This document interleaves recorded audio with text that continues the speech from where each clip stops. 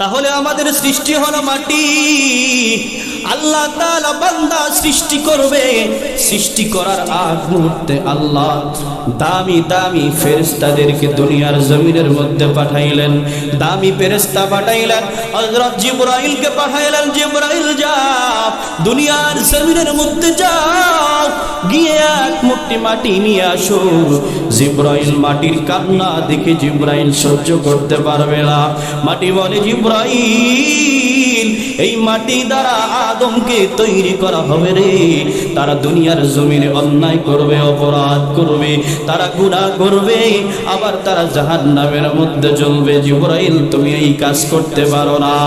আবার পাঠাইলেন মিকাইলকে। মিকাইলও মাটির কান্না শুনে আবার চলে গেল। আবার পাঠাইলেন দামি আর একজন ফেরেশতা ইসরাফিলকে। ইসরাফিল দুনিয়ার জমিন থেকে মাটির কান্না শুনে চলে গেল। আল্লাহ তাআলা সর্বশেষ পাঠাইলেন হযরত আজরাইল আলাইহিস সালাতু ওয়াস সালামকে। আজরাইলকে পাঠাইয়া বলে, আজরাইল যাও, দুনিয়ার জমিন থেকে মাটি নিয়ে আসো। আমি মাটি থেকে আদম সন্তান তৈরি করব, আদম পয়গম্বরকে তৈরি করব। এবার আজরাইল দুনিয়ার জমিনে আইসা মাটি নিয়ে আল্লাহর কাছে দেওয়ার পর আল্লাহ তাআলা বলেন, রে আজরাইল, তোমার ভিতরে বুঝেছি কোনো মায়া নাই, কোনো দয়া নাই, আর এই মৃত্যুর দায়িত্বরত ফেরেশতা আজকের পর থেকে আমি তোমাকে বানায় দিলাম। বলে বাইতুল্লাহ যখন নির্মাণ হয়ে গেল, বাইতুল্লাহর ইতিহাস লম্বা।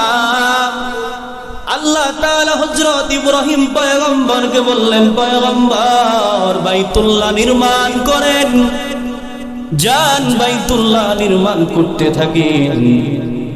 আল্লাহর রাসূল সাল্লাল্লাহু আলাইহি ওয়াসাল্লাম বলেন, আমাদের পিতা মিল্লাত আবিকুম ইব্রাহিম হুয়া সাম্মাকুমুল মুসলিমিন। মুসলিম জাতির এই পিতা ইব্রাহিম পয়গম্বর আল্লাহর অর্ডার পাইয়া বাইতুল্লাহ নির্মাণ করলেন ইসমাঈলকে সঙ্গে নিয়া।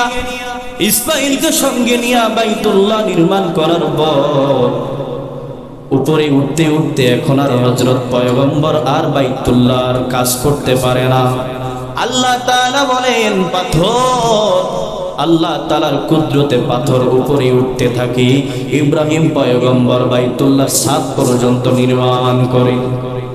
নির্মাণ করার পরে ইসমাঈলকে সঙ্গে নিয়া এখনো যারা কাবার প্রান্তরে যান, ওই যে স্ট্রাকচার রয়েছে সেখানে গ্লাসের মধ্যে, সেটা হলো হযরত পয়গম্বর ইব্রাহিম আলাইহিস সালাতু ওয়াস সালামের পায়ের ছাপ, যেটাকে বলা হয় মাকাম ইব্রাহিম। এই মাকাম ইব্রাহিমের মধ্যে দাঁড়াইয়া দাঁড়াইয়া ইব্রাহিম পয়গম্বর বাইতুল্লাহ নির্মাণের পর আল্লাহ তাআলা বলেন, বাইতুল্লাহ নির্মাণের পর অবশিষ্ট কিছু পাথর রয়েছে, অবশিষ্ট কিছু পাথর রয়েছে। ওই পাথরগুলোকে ইব্রাহিম পয়গম্বর আল্লাহ তাআলার ওয়ার্ডারে ছিটায় দিলেন। পৃথিবীর প্রান্তরে প্রান্তরে আল্লাহ তাআলা যেখানে একটা পাথর পড়েছেন সেখানে আল্লাহ তাআলার ঘর নির্মাণ হবে কিয়ামতের আগ পর্যন্ত। যেখানে একটা পাথর পড়েছেন সেখানে কিয়ামতের আগ পর্যন্ত আল্লাহ তাআলার ঘর বাইতুল্লাহ নির্মাণ হবে। এই জন্য আমরা বলে থাকি, ছোট হোক, টিনের ঘর হোক আর এসি করা হোক, এটা আল্লাহর ঘরের মর্যাদা আল্লাহর কাছে অনেক বেশি। আর এই ঘরগুলোর সাথে সম্পর্ক হলো বাইতুল্লাহ। আর মসজিদুল বাইতুল্লাহর সাথে যাদের সম্পর্ক, তাদের সম্পর্ক হলো ডাইরেক্ট জান্নাত। বলেন সুবহানাল্লাহ। এখানে আমরা আজকে যারা আছি, আমরা সর্বোচ্চ আমাদের দাদার নাম বলতে পারি, কিন্তু আমাদের দাদার নাম, দাদার নাম কেউ বলতে পারবো? বলেন তো, বলতে পারবো না। এই জন্য প্রজন্মের পর প্রজন্ম শেষ হয়ে যাবে। আপনার যেই ঘর রেখে গেছেন, যেই জায়গা রেখে গেছেন, মৃত্যুর পরে এই জায়গা হয়তো আপনার সন্তানরা থাকবে, নয়তো বিক্রি করে দিবে, নয়তো অন্য কেউ এখানে বসবাস করবে। কিন্তু এই বাইতুল্লাহ আল্লাহ তাআলার ঘর কিয়ামত পর্যন্ত কারো হাত দেওয়ার ক্ষমতা থাকবে। আপনার ঘরের মধ্যে গানও চলতে পারে, গানও বাজতে পারে, কিন্তু আপনি যে অল্প একটু জায়গা দান করে গেছেন, মসজিদ বানিয়ে গেছেন, এই যে আমরা থাকবো না, কিন্তু কিয়ামত পর্যন্ত এই মসজিদে কেউ গান বাজাতে পারবে? পারবে না। এই মসজিদের মধ্যে যত সিজদা হবে, যত ইবাদত হবে, যারা এর সূচনা লগ্ন থেকেই শুরু করেছে, কিয়ামত পর্যন্ত তাদের কবরে অটো সওয়াব যেতেই থাকবে। সুবহানাল্লাহ। মানে নৌকা, এই আল্লাহর ঘরগুলো, এগুলো কিন্তু থেমে থাকে না। দেখছেন বাংলাদেশের কোথায়ও যে এই মসজিদ টিনের ঘর, আজ থেকে 10 বছর পরে, 20 বছর পরে এখানে 5 তলা মসজিদ হতে পারে কি পারে না? বলে হবে। কিন্তু আমি আপনি কতটুকু শরীক হলাম, আমি আপনি এর সাথে কতটুকু সম্পৃক্ত হলাম, এটা হলো জানার বিষয়। আর এগুলো কখনো থেমে থাকে না। মসজিদ বলেন, মাদ্রাসা বলেন, দ্বীনি কাজ বলেন, গোরস্থান বলেন, এগুলি কি পড়ে থাকে? থাকে না। আর আমি আপনি কতটুকু এটাতে শরীক হলাম, এটা হলো বোঝার বিষয়, জানার বিষয়। অর্থাৎ নৌকা চড়বে, আমরা নৌকার মধ্যে উঠবো কি উঠবো না, এটা আমার সিদ্ধান্ত। বলেন ঠিক কিনা? নৌকা তার গন্তব্যস্থলে চলে যাবে, মসজিদ 5 তলা, 10 তলা, 20 তলা হয়ে যাবে, আল্লাহ তাআলা করে নিবে, এগুলো পড়ে থাকবে না আল্লাহর বান্দার দ্বারা। কিন্তু আমি আপনি যদি শরীক হয়ে যাই, প্রজন্মের পর প্রজন্ম চলে যাবে, কিন্তু এই ঘর, আল্লাহ তাআলার এই ঘর পড়ে থাকবে কিয়ামত পর্যন্ত। কেউ না কেউ এটা রক্ষণাবেক্ষণ করবে, এখানে নামাজ হবে, সিজদা হবে, আজান হবে, এর একটা সওয়াব আমার কবরে যেটা থাকবে, এটাকে বলা হয় সাদকায়ে জারিয়া। সুবহানাল্লাহ। আলহামদুলিল্লাহ। এই মসজিদ এভাবে পড়ে থাকবে না, এক সময় অনেক বড় হবে। ছোট্ট করে একটা আমাদের একজন আলেম বলেছেন, অনেকে নাম বলে চিনবেন, আব্দুল্লাহ জাহাঙ্গীর তার নাম। তিনি ইন্তেকাল করেছেন। তিনি কুষ্টিয়া ভার্সিটির পড়াশোনা করাইতেন, তিনি সেখানে ভাইস চ্যান্সেলর ছিলেন। তিনি বলেছেন যে আমি আল্লাহর সাথে একটা ব্যবসা করেছি। কেমন ব্যবসা? বলে আল্লাহর সাথে দুনিয়াতে আমি ব্যবসা করেছি। আমার একটা ছোট্ট জায়গা ছিল, তিনি সৌদি আরব থাকতেন, দেশে আসছেন। দেশে আসার পরে তিনি যেই বেতন পাইতেন আগে, এটা দিয়ে তার 15 দিনও চলতো না। চিন্তা করলেন তিনি মৌলিকভাবে কিছু একটা করার জন্য তিনি তার অল্প একটু জায়গা রয়েছে শহরের মধ্যে, সেখানে তিনি রেজিস্ট্রেশন করে মসজিদের নামে ওয়াকফ করে দিয়েছেন। ওয়াকফ করে দেওয়ার পরে অল্প কয়েক দিনের মধ্যে তিনি তার ইতিহাস বললেন, তার নিজের জীবনীর মধ্যে পাওয়া যায় এই অল্প একটু জমি যেদিন থেকে তিনি রেজিস্ট্রি করেছেন, সেদিন থেকে তার কাজ, তার কর্ম, তার রিজিক সেদিন থেকে বরকত শুরু হয়েছে। সুবহানাল্লাহ। ওখানে কোটি কোটি টাকার কাজ হয়েছে আজ পর্যন্ত। বলে আল্লাহর সাথে আমি ব্যবসা করেছি, অর্থাৎ আল্লাহকে আমি দিয়েছি, আল্লাহ আবার আমাকে দিয়েছে। সুবহানাল্লাহ। অর্থাৎ আল্লাহ তাআলা যাকে দেয় এটা আল্লাহকে দিবেন, আল্লাহকে দিবেন, আল্লাহ তাআলা আবার আপনাকে দিবে, দুনিয়ার কাউকে দিবেন না। আপনি আপনার এই গণকবরস্থানের সেক্রেটারি জনাব, আমাদের পূর্বকলাতে জামে মসজিদের তিনি সেক্রেটারি, আব্দুল হান্নান অপু সাহেব। আমি যে এই মসজিদে আছি সেখানেও তিনি সেক্রেটারি। তো আলহামদুলিল্লাহ ওনার দ্বারা অনেক খেদমত হচ্ছে। ওনাকে দিবেন না, দিবেন কাকে বলেন তো? আল্লাহকে দিবেন। অর্থাৎ আল্লাহর সাথে ব্যবসা করেন। আল্লাহ বলেন আমি বান্দাকে দেই, দেওয়ার পরে বান্দা যখন দেওয়া শুরু করে আমিও বান্দাকে দেওয়া শুরু করি। সুবহানাল্লাহ। তাহলে এই রক্ষণাবেক্ষণ, এগুলোর দায়িত্ব আমাদের সবার, শুধুমাত্র মসজিদ কমিটি, শুধুমাত্র এলাকাবাসী যারা আছেন, দায়িত্বশীল যারা আছেন তাদের না। এই গণকবরস্থান বলেন, দ্বীনি কাজ বলেন, এগুলোর সকল কিছুর দায়িত্ব হলো আমাদের। এগুলো আমাদের রক্ষণাবেক্ষণ করতে হবে। আল্লাহ তাআলা সকলকে তৌফিক দান করুক, আমিন। তো আমি যে কোরআনুল কারীম তেলাওয়াত করেছি, এটা একেবারে সুপরিচিত আয়াত।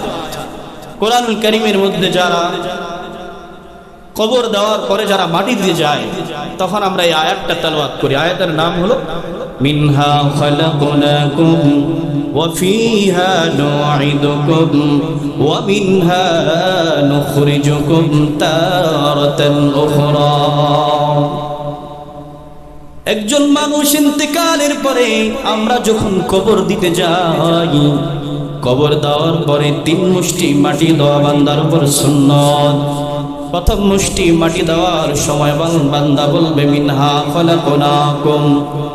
এর অর্থ হলো বান্দা তোমাকে এই মাটি থেকে তৈরি করা হয়েছে, আবার তোমাকে এই মাটির মধ্যে রাখা হবে।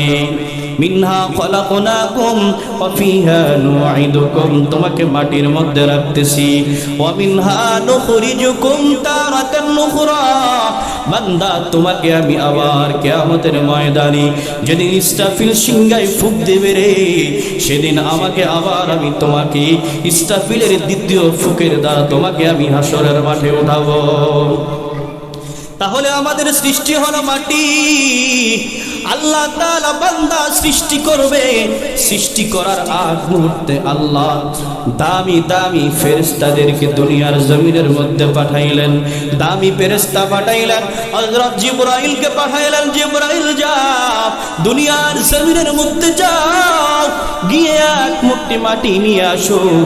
জিবরাইল মাটির কান্না দেখে জিবরাইল সহ্য করতে পারবে না, মাটি বলে জিবরাইল এই মাটি দ্বারা আদমকে তৈরি করা হবে রে, তারা দুনিয়ার জমিনে অন্যায় করবে, অপরাধ করবে, তারা গুনাহ করবে, আবার তারা জাহান্নামের মধ্যে জ্বলবে, জিবরাইল তুমি এই কাজ করতে পারো না।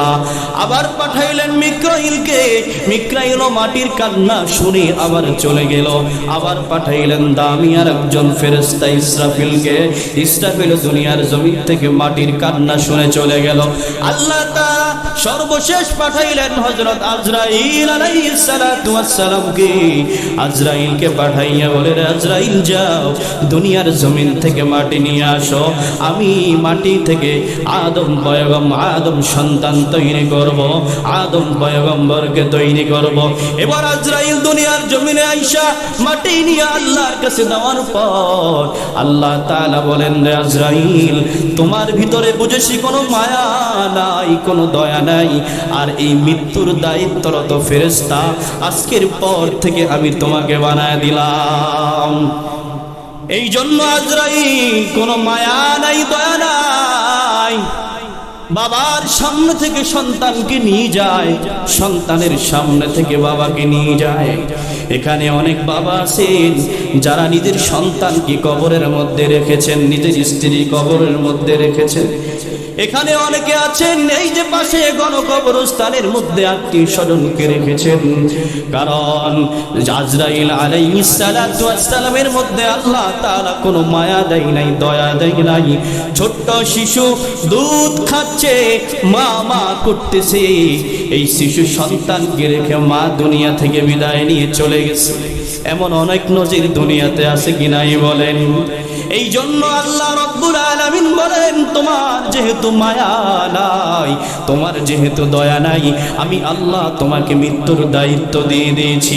মৃত্যুর দায়িত্ব ফেরেশতাকে জিজ্ঞেস করা হয় তুমি কিভাবে বুঝো রে আজরাইল? আল্লাহর পয়গম্বর যখন মেরাজের মধ্যে গেলেন, মেরাজের মধ্যে যাওয়ার পরে আজরাইলের সাথে সাক্ষাৎ, আজরাইলকে জিজ্ঞেস করা হলো আজরাইল আলাইহিস সালাতু ওয়াস সালাম, ও মালাকুল মউত ফেরেশতা তুমি কিভাবে জানো রে অমুক দিন তার মৃত্যুবরণ হবে? এক সময় কত মানুষ তো দুনিয়া থেকে চলে যায়। পয়গম্বরকে উত্তর দিলেন পয়গম্বর পুরা পৃথিবীটা যেন আমার মধ্যে একটা থালার মতো আল্লাহ তাআলা দিয়েছেন, একটা থালার মতো দিয়েছেন। আপনি চাইলে এই থালার মধ্যে ভাত একটা নয়, দুইটা নয়, চারটা নয়, সবগুলো ভাতকে টিপে টিপে আপনি মারতে পারেন, সবগুলো ভাত টিপে টিপে আপনি এগুলোকে ধ্বংস করতে পারেন। আল্লাহ রাব্বুল আলামিন আল্লাহ তাআলা এই পাওয়ার আর এই আশা তাকে দিয়ে দিয়েছেন। আল্লাহ তাআলা বলেন ওই যে একটা গাছ রয়েছে জান্নাতের মধ্যে, জান্নাতের বারান্দায়, ওই গাছের মধ্যে প্রত্যেকটা ব্যক্তির নাম পাতায় পাতায় লেখা থাকে। এই পাতাগুলো যখন শুকায় যায়, পাতাটা যখন পড়ে যায়, আমি মালাকুল মউত ফেরেশতা তখন বুঝতে পারি তার হায়াত আর দুনিয়াতে নাই। আর হায়াত দুনিয়াতে না থাকার কারণে দুনিয়া থেকে বিদায় নিয়ে তাকে চলে যেতে হয়। দুনিয়া থেকে বিদায় নিয়ে চলে যাওয়ার পরে আল্লাহর রাসূল সাল্লাল্লাহু আলাইহি ওয়াসাল্লাম বলেন ইযা উযিয়াল মাইয়িতু ফি কবরিহি জাআল কুরআন। যখন মানুষ দুনিয়া থেকে বিদায় নিয়ে চলে যায়, তার সাথে বাবা যাবে না, মা যাবে না, স্ত্রী যাবে না, সন্তান যাবে না, কেউই তো তার কবরের মধ্যে যাবে না। আল্লাহর রাসূল সাল্লাল্লাহু আলাইহি ওয়াসাল্লাম বলেন, এক নাম্বার তার সাথে যাবে জাল কুরআন, যারা দুনিয়ার জমিনের মধ্যে কোরআনকে ভালোবেসেছে, কোরআনকে সম্মান করেছে, কোরআন তেলাওয়াত করেছে, তাদের সাথে আল্লাহ তাআলা কোরআনকে পাঠায়া দিবে। মাথার দিক থেকে যখন আযাবের ফেরেশতারা আসবে, তখন আযাবের ফেরেশতারা বলবে, ও আল্লাহ, আল্লাহর বান্দা দুনিয়াতে থাইকা এমন বন্ধু নিয়ে আসছে রে, এই বন্ধুর নাম হলো জাল কুরআন। এক নাম্বার হলো কুরআন। অপর পক্ষে আল্লাহ তাআলা বলেন কুরআনুল কারীমের মধ্যে, ইন্নাল্লাযীনা ক্বালু রাব্বুনাল্লাহু সুম্মা ইসতাকামু তাতানাজ্জালু আলাইহিমুল মালায়েকা আল্লা তাখাফু ওয়া লা তাহজানু ওয়া আবশিরু বিল জান্নাহ। আল্লাহ তাআলা বলেন, দুনিয়ার জমিনের মধ্যে যারা আল্লাহকে ভয় করেছেন, রাসূলের সুন্নাহ মেনেছেন, দ্বীনি কাজের সাথে যারা জড়িত ছিলেন, যারা ধর্মের সাথে, দ্বীনের সাথে, মুহাব্বতের সাথে যারা এগুলোকে আঁকড়িয়ে ধরেছেন, আল্লাহ তাআলা বলেন মৃত্যুর সময় তাদের অবস্থা কেমন হবে? ইন্নাল্লাযীনা ক্বালু রব্বুনাল্লাহ, নিশ্চয়ই যারা আল্লাহকে রব বলে স্বীকৃতি প্রদান করেছেন তাদের কোনো ভয় থাকবে না। আল্লাহ তাখাফু ওয়া লা তাহজানু, হাদিসের কিতাবের মধ্যে পাওয়া যায় তার ঘরটা বেশি ভাঙা না, তার ঘরটা একেবারে জরাজীর্ণ, চালের মধ্যে পানি পড়ে বৃষ্টি আসলে এমন অবস্থায় যারা আল্লাহকে ভয় করেছেন, মৃত্যুর সময় তার অবস্থা কেমন হবে? আল্লাহ তাআলা নিজেই বলেন, আল্লাহ তাখাফু, তার কোনো ভয় থাকবে না, ওয়া লা তাহজানু, তার কোনো চিন্তা থাকবে না, ওয়া আবশিরু বিল জান্নাহ, তাদের জন্য আল্লাহ তাআলা জান্নাতের সুসংবাদ দিয়েছেন। সুবহানাল্লাহ। কাদের জন্য সুসংবাদ? যারা আল্লাহ তাখাফু, এটা কাদের জন্য ভয় থাকবে না? ইন্নাল্লাযীনা ক্বালু রাব্বুনাল্লাহ, যারা আল্লাহকে ডেকেছেন বেশি করে, আল্লাহর ঘরের মধ্যে যারা বেশি বেশি আসছে, আল্লাহর ঘরের মধ্যে যারা কদম বেশি বেশি উঠাইছে, আল্লাহ তাআলা তাদের মৃত্যুর সময় বলবে আল্লাহ তাখাফু, বান্দা চিন্তা করবা না, ওয়ালা তাহজানু, তোমার ভয়ও নাই, চিন্তাও নাই, তোমার জন্য ওই যে দেখো জান্নাতের ব্যবস্থা, মালাকুল মউত ফেরেশতা তার জান কবজ করবে, অপর দিক থেকে জান্নাতের ফেরেশতারা তার চোখের সামনে জান্নাত দিতে থাকবে, এই যে তোমার ঘর, আসো বান্দা, মৃত্যুর পরেই তোমার জন্য জান্নাত। সুবহানাল্লাহ। তাহলে আল্লাহর সাথে সম্পর্ক জুড়তে চাই কিনা বলেন? আর আল্লাহর সাথে সম্পর্ক জুড়বো কিভাবে? আল্লাহর কাজ করে, তাই না? আল্লাহর সাথে সম্পর্ক জুড়তে হবে আল্লাহর ঘরে আইসা। আল্লাহর ঘরে যখন আমি এসেই পড়েছি, তখন আর আল্লাহ তাআলা আপনাকে ফেরাবে না, খালি হাতে ফেরাবে না, কখনো খালি হাতে ফেরাবে না। আল্লাহর ঘরে যারা চলে আসে তারা আল্লাহর মেহমান। আপনি আল্লাহর ঘরে যখন আসছেন, আল্লাহ তাআলা আপনাকে মেহমানদারি করাবে কি দিয়ে? জান্নাত দিয়ে মেহমানদারি করাবে। দুনিয়াতে যারা বেশি বেশি করে কদম উঠাইছে, যারা ফজর জামাতের সহিত আদায় করেছে, হাদিসের কিতাবের মধ্যে পাওয়া যায় তারা যেন ফজরের পর থেকে সারাদিন আল্লাহ তাআলার জিম্মায় চলে যায়। সুবহানাল্লাহ। আর আল্লাহ তাআলা যার হয়ে যায়, পৃথিবীর সকল কিছু তার হয়ে যায়। বলেন ঠিক কিনা? যারা দুনিয়া চাইছে তারা দুনিয়া পায় নাই, যারা আখিরাত চাইছে, যারা আল্লাহকে চেয়েছে, তারা দুনিয়াও পেয়েছে, আখিরাতও পেয়েছে। সুবহানাল্লাহ। তাহলে আল্লাহ তাআলা বলেন, আল্লাহ তাখাফু ওয়া লা তাহজানু ওয়া আবশিরু বিল জান্নাহ, যারা আল্লাহকে খুশি করে, যারা দুনিয়া থেকে বিদায় নিয়েছে, তাদের মৃত্যুর সময়ও কোনো ভয় নাই। মৃত্যুর পরে কবরে যাওয়ার পরে মিনহা খালাকনাকুম ওয়া ফিহা নুঈদুকুম ওয়া মিনহা নুখরিজুকুম তারাতান নুখরা, তিন কথা বলে তিন মুষ্টি মাটি দিয়ে যখন চলে যাবে আপনাকে, এখন আর আপনার আশেপাশে আর কেউ নাই। একটু নিজেকে চিন্তা করেন, পাশেই গোরস্থান রয়েছে, এখানে কত আমাদের আত্মীয় স্বজন শুয়ে আছে, আমার সাথে একই সাথে চলাফেরা করেছে, আমার বাবা, আমার একই সাথের ভাই, আমার সন্তান, আমার আত্মীয় স্বজন, কত মানুষ এখানে শুয়ে আছে, কত মানুষ চলে গেছে, আমরাও একদিন। এই জন্য কবর জিয়ারতের আরেকটি নিয়ম হলো, আমাদের বুজুর্গ উলামায়ে কেরাম যখন বলেছেন, যখন কেউ কবরের পাশে যাবে, কবরের পাশে গিয়ে সর্বপ্রথম তাকে দোয়া না পড়ে, সূরা ফাতিহা, ইখলাস, কবর জিয়ারতের দোয়া না পড়ে, আগে সে 5 মিনিট দাঁড়ায় ধ্যান করবে।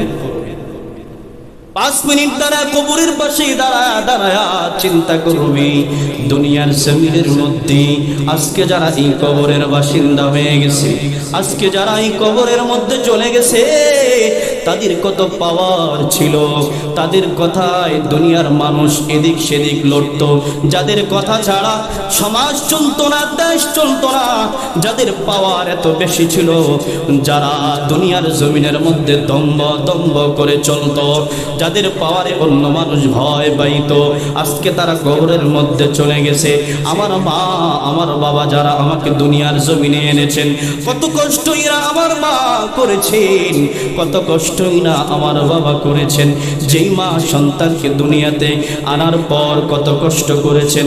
কিতাবের মধ্যে পাওয়া যায়, মা যখন দুনিয়ার জমিনের মধ্যে সন্তান প্রসব করে, ওই অবস্থায় যদি মা ইন্তেকাল করে, আল্লাহ তাআলা আমাকে শহীদ দরজা দান করেন। আর যখন মা দুনিয়াতে সন্তান প্রসব করে সাকসেস হতে পারে, আল্লাহ তাআলা তাকে গাজী উপাধি দান করেন। ওই মা ওই সময় যুদ্ধের ময়দানের মতো যেই কষ্ট, যুদ্ধের ময়দানে গেলে সাহাবায়ে কেরাম যেই সওয়াব পাইতেন, ওই সওয়াবটা আল্লাহ তাআলা মাকে দান করেন। এত কষ্ট মা, আল্লাহ তাআলা দুনিয়াতে সন্তান আগমন করার পরে ওই মা আজকে এই অন্ধকার কবরে চলে গেছে। শীতের দিন মা ভিজা জায়গায় ঘুমায়া সন্তানকে ভালো জায়গায় ঘুমাইতে দিছে, মানুষের বাড়ি কাজ করে করে সন্তানকে খাওয়াইছে, বাবা রিক্সা চালায়া সন্তানকে মানুষ করেছেন। আজকে ওই বাবা অন্ধকার কবরে চলে গেছে, ওই মা অন্ধকার কবরে চলে গেছে। ওই কবরের পাশে দাঁড়াইয়া সন্তান যখন 5 মিনিট এই কথাটা চিন্তা করবে, তখন তার কবরের কথা স্মরণ হয়ে যাবে, আমিও তো কবরের মধ্যে চলে যাব, একদিন আমার তো কোনো নিশানা থাকবে না, আমার কবরের মধ্যে ছাগল গরু ঘাস খাবে, দাঁড়াবার মতো কেউ থাকবে না। ওই চিন্তা যখন আমার মাথার মধ্যে আসবে, এবার দাঁড়ায় দাঁড়ায় সূরাতুল ফাতিহা পড়ব, সূরাতুল ইখলাস পড়ব, কবর জিয়ারতের দোয়া পড়ব। কিতাবের মধ্যে পাওয়া যায়, কোন সন্তান যদি সপ্তাহে একদিন গুরুস্থানের পাশে দাঁড়াইয়া মার জন্য সূরা ফাতিহা ইখলাস পড়ে বাবার জন্য দোয়া করে, 40 দিন পর্যন্ত ওই কবরে আল্লাহ তাআলা আযাব দেয় না। সুবহানাল্লাহ। কোন হক্কানি উলামায়ে কেরাম যখন কবরের পাশ দিয়া যায়, ওই হক্কানি উলামায়ে কেরামের পায়ের পদধূলির কারণে, দোয়ার কারণে আল্লাহ তাআলা কবরের আযাব 40 দিন পর্যন্ত মাফ করে দেয়। এই মসজিদের মধ্যে যদি কেউ বসে বসে দোয়া করে, জিকির করে, নামাজ আদায় করে, তাহলেও এর একটা সওয়াব যারা এর সাথে সম্পৃক্ত ছিল রে, এর একটা সওয়াব কবরের মধ্যে অটোমেটিক যাইতে থাকবে। এই জন্য মসজিদের পাশে যারা শুয়ে থাকে তাদের ভাগ্য অনেক ভালো। কোরআন তেলাওয়াতের সওয়াব, সিজদার সওয়াব, জিকিরের সওয়াব ওই কবরের মধ্যে অটোমেটিক যেতেই থাকে। সুবহানাল্লাহ। তাহলে এই মসজিদটা হওয়াতে আপনারা খুশি না বেজার বলেন তো? আলহামদুলিল্লাহ। এই মসজিদ হওয়াতেই এই গোরস্থান যারা শুয়ে আছে অসহায়, সবচেয়ে বড় এতিমখানা হলো এই কবর। এর মধ্যে দুনিয়ার এতিম না, এটা হলো কবরের এতিম। এই এতিমখানার মধ্যে যারা শুয়ে আছে তারা অসহায়। কিতাবের মধ্যে পাওয়া যায়, এখানে যারা শুয়ে আছে যেমন সমুদ্রের মধ্যে যদি কেউ পড়ে যায়, বাঁচার জন্য যেমন সাঁতার কাটতে থাকে, দুনিয়ার মানুষকে যেমন ডাকতে থাকে, কবরের মধ্যে তারা এরকম অসহায়। দুনিয়ার মানুষের কাছে তারা ডাকতে থাকে, সন্তানদের আহাল পরিবারের কাছে তারা এইভাবে আরজ করতে থাকে, তাদের আমল নামায় কিছু সদকায়ে জারিয়া পাঠানোর জন্য, কিছু কোরআন তেলাওয়াতের সওয়াব, কিছু নামাজ, নফল নামাজের সওয়াব, কিছু দান সাদাকাতের সওয়াব তাদের কবরে যেন তারা পায়। কারণ কোটি টাকার বাড়ি, কোটি টাকার সম্পদ আপনার বাবা মা আপনার নামে দিয়ে গিয়েছে, এর থেকে আপনি অল্প কিছু যদি তাদের নামে খরচ করেন কমে যাবে? কথা বলেন, কমে যাবে না? আপনি যখন এখন দিবেন, আপনার ইন্তেকালের পরেও আপনার সন্তানরা এর সিলসিলা ধরে রাখবে, তাই না? এই জন্য আমরা দেব আমাদের ইচ্ছে মতো, যে আল্লাহ তাআলা আমাকে সম্পদ দিয়েছেন, ওয়া মিম্মা রাযাকনাহুম ইউনফিকুন। আল্লাহ তাআলা, বান্দা তোমাকে আমি যে রিজিক দিয়েছি, এই রিজিক থেকে তুমি আমার পথে খরচ করো। এর আমি জানি এই মসজিদে যিনি দায়িত্বে আছেন সেক্রেটারি সাহেব, তিনি পূর্ব কলাদি জামি মসজিদেরও দায়িত্বে আছেন, আমি যেই মসজিদের খতিব হিসাবে আছি। তো তিনি মাঝখান দিয়ে কয়েকদিন দায়িত্বে ছিলেন না, কয়েক বছর। অনেক মুসল্লিও আছেন পূর্ব কলাদির। দায়িত্বে না থাকার পরেও এরপরে কয়েকদিন আবার অন্যরা দায়িত্বে ছিলেন, আবার উনি আসছেন। আমি একটা বিষয় খেয়াল করেছি, আল্লাহ তাআলা হয়তো সবার দ্বারা সব খেদমত নেয় না, যে উনি দায়িত্বে আসার পরেই এবং মুসল্লিদেরও মতামত যে আলহামদুলিল্লাহ আমাদের মসজিদের কাজ হয়, এটা আসলে ওনার দ্বারা আল্লাহ তাআলা করায়, ঠিক কিনা? উনি তো করতে পারেন, আল্লাহ